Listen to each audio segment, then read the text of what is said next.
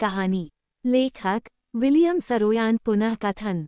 ये बहुत साल पहले की बात है। एक सुबह लगभग 4 बजे मैं सोया हुआ था जब मेरे चचेरे भाई मुराद ने मेरी खिड़की खटखटाई। मैंने बाहर झांका तो हैरान रह गया। वो एक सफ़ेद सुंदर घोड़े पर बैठा हुआ था। हम एक अर्मेनियाई परिवार, गारोग्लेनियन जनजाति से थे, जिसकी ईमानदारी पूरे इलाके में मशहूर थी। हमारा परिवार गरीब था, लेकिन ईमानदार था। कोई सोच भी नहीं सकता था कि हम चोरी कर सकते हैं। लेकिन मुराद के पास ये घोड़ा कहाँ से आया? वह तो बिल्कुल भी पैसे वाला नहीं था।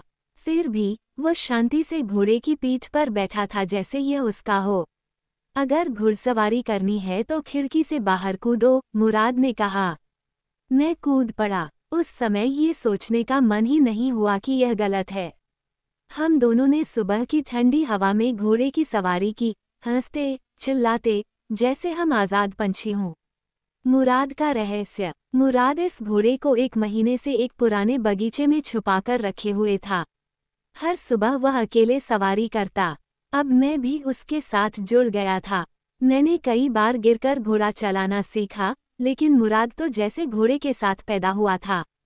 कुछ दिनों बाद एक आदमी जॉन बायरो, जो एक किसान था और हमारे परिवार का जानकार भी था, हमारे घर आया। उसने उदासी से बताया कि उसका सफ़ेद घोड़ा 1 महीने पहले चोरी हो गया था। मेरे तो होश उड़ गए। ये वही घोड़ा था, लेकिन बायरो ने कोई आरोप नहीं लगाया। उसने सिर्फ इतना कहा, आपके परिवार का कोई इंसान चोरी नहीं कर सकता। मैं सौगंध खाकर कह सकता हूँ। ये सुनकर हमें बहुत शर्म आई। हमने न केवल घोड़ा लिया था, बल्कि अपने परिवार की प्रतिष्ठा को ठेस पहुंचाई थी। घोड़े की वापसी। अगली सुबह हम दोनों ने चुपचाप घोड़े को वापस जॉन बायरो की अस्तबल घोड़े के बाड़े में बांध दिया। किसी को कुछ नहीं बताया। 2 हफ्ते बाद बायरो फिर हमारे घर आया, लेकिन इस बार वह खुश था। उसने कहा, मेरा घोड़ा वापस आ गया है। लेकिन अजीब बात यह है कि अब वह और भी मजबूत और सीधा सादा हो गया है। मुराद मुस्कुराया। हमने घोड़े को वापस कर दिया था और साथ ही अपनी ईमानदारी भी वापस पा ली थी। कहानी का सार। ये कहानी बचपन, मासूमियत, नैतिकता और पारिवारिक सम्मान के बारे में है।